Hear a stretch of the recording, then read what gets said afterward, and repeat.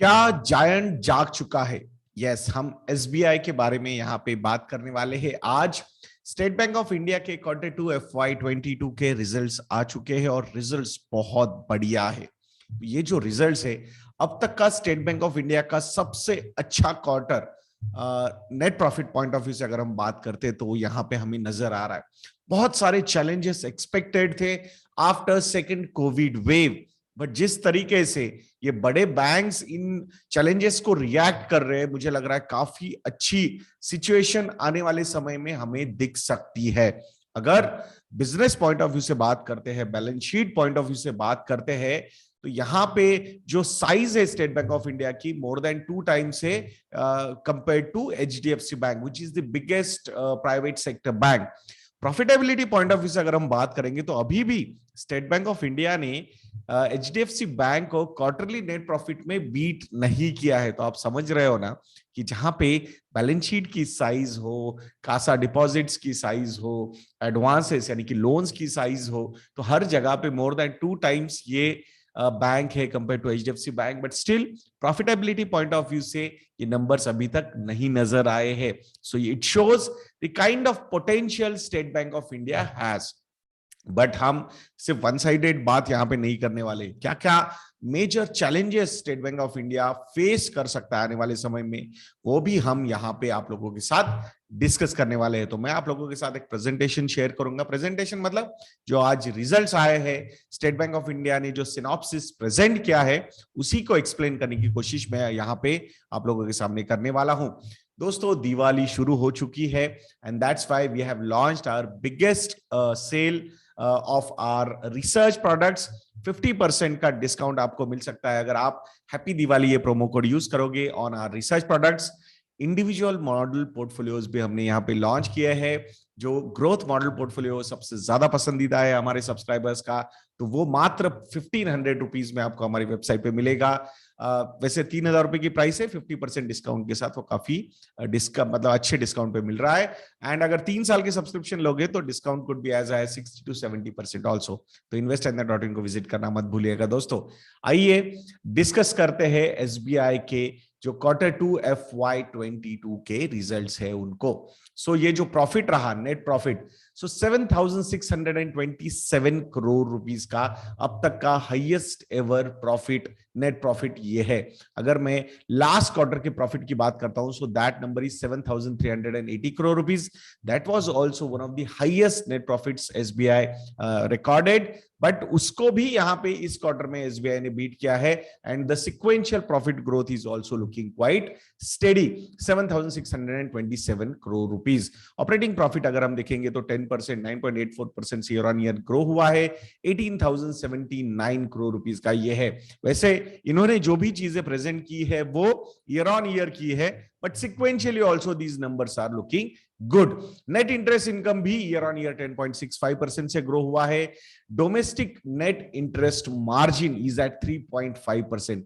Look at the size of the bank. So balance sheet में अगर हम बात करते हैं, कासा डिपॉजिट्स में बात करते हैं, तो काफी बड़ा ये नंबर है। तो ऑन दैट पर्टिकुलर नंबर अगर हम 3.5% का नेट इंटरेस्ट मार्जिन देख रहे हैं, which is very good and it has increased also by 16 basis points for a book or a balance sheet of more than 35 lakh crore rupees. This is a big jump. That's what I want to say. Total deposits have grown by 9.77% year on year. Current account deposits grew by 19.2%. Current account deposits, current account पे कुछ भी interest देने की जरूरत bank को होती नहीं है। तो आप समझ रहे हो ना कि कॉस्ट ऑफ डिपॉजिट जो है वो यहाँ पे क्यों डिक्रीज हो रहा है, नेट इंटरेस्ट मार्जिन यहाँ पे इंप्रूव क्यों हो रहा है। Saving account deposits have grown by 10.55% year on year. Wholesale bank advances grew at 6.17% year on year. But अगर हम पर्सनल रिटेल एडवांसेस यानी लोन्स की अगर हम बात करते हैं, so that particular percentage is 15.17% year on year. It means जो पेन पॉइंट था बैंक का, that was wholesale banking, corporate loans, तो उस पे थोड़ा डिपेंडेंस कम कर रहे हैं and the retail oriented shift यहाँ पे हो रहा है। एंड दिस शोज की ओवरऑल जो वाइब्रेंसी है इकोनॉमी में वो वापस आती हुई नजर आ रही है। कंजम्पशन जो है वो बढ़ता हुआ नजर आ रहा है, personal consumption, that is a good sign. home loan, which constitutes 24% of banks to domestic advances, they have grown by 10.74% year on year. मुझे लगता है आने वाले क्वार्टर्स में तो और भी ज्यादा ग्रो हो सकता है। जो एक हमेशा कंसर्न होता है हमें स्टेट बैंक ऑफ इंडिया या फिर कोई भी पीएसयू बैंक में, and that is the NPAs. तो net NPAs are at 1.52%, so is down 7 basis points year on year. Gross NPAs are at 4.90%, 38 basis points से ये नीचे हुए हैं। डोंट वरी, भले ही ये नंबर आपको ज्यादा नजर आ रहा है ग्रॉस एनपीएस का, but look at the provision coverage ratio. So अच्छा खासा प्रोविजन बैंक ने ऑलरेडी करके रखा हुआ है, 87.68%। आई थिंक एसबीआई हो या फिर आईसीआईसीआई बैंक हो, I think from provision coverage ratios I think both these banks have done well, quite good. Slippage ratio की अगर हम बात करते हैं तो 0.66% पे वो आ चुका है, down from 2.47% in Q1 FY22। यानी कि जो लोन स्लिपेजेस मतलब आने वाले समय में पोटेंशियल एनपीएस हो सकते हैं, वो पर्टिकुलर नंबर भी यहाँ पे नीचे आता हुआ नजर आ रहा है। Credit cost has decline by 51 basis points to 0.43%। Cost to income ratio at 54.10%, वो ऑलमोस्ट 1.06% से नीचे आया। इट मींस कि एफिशिएंसी बैंक की बढ़ रही है। कैपिटल एडिक्वेसी रेशियो की बात करोगे तो 13.35% का ये नंबर है। अगर हम H1 FY22 यानी कि ये दोनों क्वार्टर्स के प्रॉफिट्स को अगर ऐड कर देते, because ultimately that is also going to add into their main tier 1 kind of capital, so वो जो रेशियो है वो 13.35% से 61 बेसिस पॉइंट से बढ़ सकता है, यानी कि 13.96% तक कैपिटल एडिक्वेसी रेशियो यहां पे हमें नजर आ रहा है। रिटर्न ऑन एसेट्स की अगर हम बात करते हैं, सो Q2 FY22 में return on asset this number is at 0.61%, which is greater by 18 basis points. तो ये काफी नीचे होता था, ऑलमोस्ट 0.43% तक ये था, वो 0.61% तक आया है। और यहां पे हमें समझ में आता है कि पोटेंशियल क्या है, कि अगर मैं एचडीएफसी बैंक की रिटर्न ऑन एसेट की बात करता हूं तो 1.90% का वो रिटर्न ऑन एसेट का नंबर है।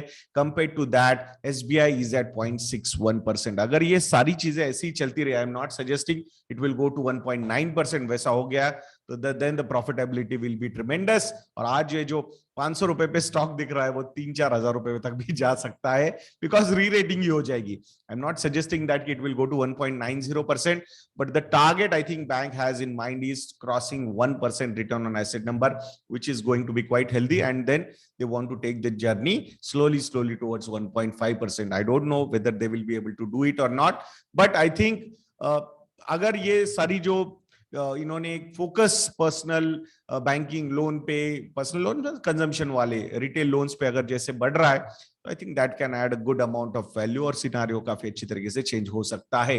Return on equity is at 13.17%, which is higher by 4.23%। मतलब डबल डिजिट में रिटर्न ऑन इक्विटी ये नंबर वापस आ चुका है, दैट्स अ बिग पॉजिटिव। सो अगर कुछ इंटरेस्टिंग नंबर्स हमें देखने हैं क्वार्टर ऑन क्वार्टर कैसे ग्रो है, तो नेट इंटरेस्ट मार्जिन जो लास्ट क्वार्टर में 3.15% का था वो अभी 3.50% हो गया है, that's a big positive. Gross NPS के अगर मैं नंबर्स देखता हूं तो gross NPS last quarter was 5.32%, sequentially ये डिक्रीज हुआ है, that is a very positive sign, 4.90%। Net NPS from 1.77% to 1.52%, sequential पे ही मैं फोकस करना चाहूंगा। And provision coverage ratio is at 87.68%। The slippage ratio has gone down from 2.47% to 0.66%. That's a big positive for the bank. और जैसे हमने capital adequacy ratio की बात की है कि अगर H1 FY22 यानी कि फर्स्ट 6 months ऑफ अगर रिजल्ट्स हम देखते हैं तो उसमें जो रिटेन्ड अर्निंग्स है वो अगर हम कैपिटल एडिक्वेसी में ऐड कर देंगे, so then the capital adequacy ratio will go up to 13.96%। I understand कि ये compare to private sector banks काफी कम है, but we will have to understand बहुत सारा पेन जो है वो पीएसयू बैंक्स को लेना पड़ता है from Government of India side, क्योंकि अगर क्रेडिट ग्रोथ फर्स्ट लानी है तो private sector banks will not take that lead. That lead has to be taken by SBI और अदर पीएसयू बैंक्स, और उसी पे उनको कुछ मुआवजा भी भरना पड़ सकता है in terms of NPAs, and that's why NPA के नंबर्स काफी ज्यादा है। तो हमने अच्छी अच्छी बातें कर ली, but what are the challenges? This is the challenge I would like to tell you कि यहाँ पे गवर्नमेंट की तरफ से प्रायोरिटी सेक्टर लेंडिंग हो या फिर कॉर्पोरेट लोन्स को अगर पुश करना है तो डेफिनेटली पीएसयू बैंक्स को उसमें शेयर लेना पड़ता है, and that's what we have seen, और वही पेन पॉइंट बना है इन बैंक्स का। सो ये आने वाले समय में बहुत सारे रीस्ट्रक्चरिंग भी पीएसयू बैंक्स में होने वाले हैं, बहुत सारे मर्जर्स एक्विजिशंस। वहां जो बैंक्स प्रॉब्लम में है, पीएसयू बैंक्स या फिर कुछ हो सकता है cooperative banks, private sector banks, yes bank का हमने एग्जांपल देखा हुआ है, तो ये कुछ कुछ चीजें एडजस्ट करनी पड़ सकती है पीएसयू बैंक्स को, और जिसमें जो लीडर है स्टेट बैंक ऑफ इंडिया उसको भी वहां पे कुछ एडजस्टमेंट्स, कुछ सपोर्ट करना पड़ सकता है आउट ऑफ द वे जाके। तो ये सारे चैलेंजेस डेफिनेटली इन बैंक्स पे रहेंगे, बट मुझे लगता है कि इन सारे चैलेंजेस के बावजूद काफी अच्छी तरीके से परफॉर्मेंस एसबीआई का यहाँ पे होता हुआ नजर आ रहा है। I am looking forward for the next few quarters numbers of state Bank of India, but मुझे लगता है मार्केट ने थोड़ा बहुत तो री रेटिंग इस स्टॉक में किया हुआ ही है। दो it is a PSU stock, दो इट इज सपोर्टेड और not supported, but in a way supported बोल सकते हैं, बिकॉज बहुत सारे पीएसयूज के accounts state Bank of India में ही होते हैं। एक अच्छा खासा एंजॉय करता है state Bank of India. So I think री रेटिंग हो सकती है आने वाले समय में, अगर प्रोवाइडेड ये नंबर्स इनके वापस अच्छे होने शुरू होते हैं तो। मैं आशा करता हूं कि ये वीडियो आपको अच्छा लगा होगा। दोस्तों, investornet.in को विजिट करना मत भूलिएगा, एंड हमारे रिसर्च प्रोडक्ट्स को सब्सक्राइब करना भी मत भूलिएगा। पता चल जाएगा कहाँ पे क्या एलोकेशंस लेने हैं, और ये 50% का डिस्काउंट भी हैप्पी दिवाली का आपको अभी अवेलेबल है। जरूर investornet.in को विजिट करिएगा। वीडियो को लाइक करना, शेयर करना और चैनल को सब्सक्राइब करना मत भूलना। नेक्स्ट वीडियो में मिलते हैं। जय हिंद।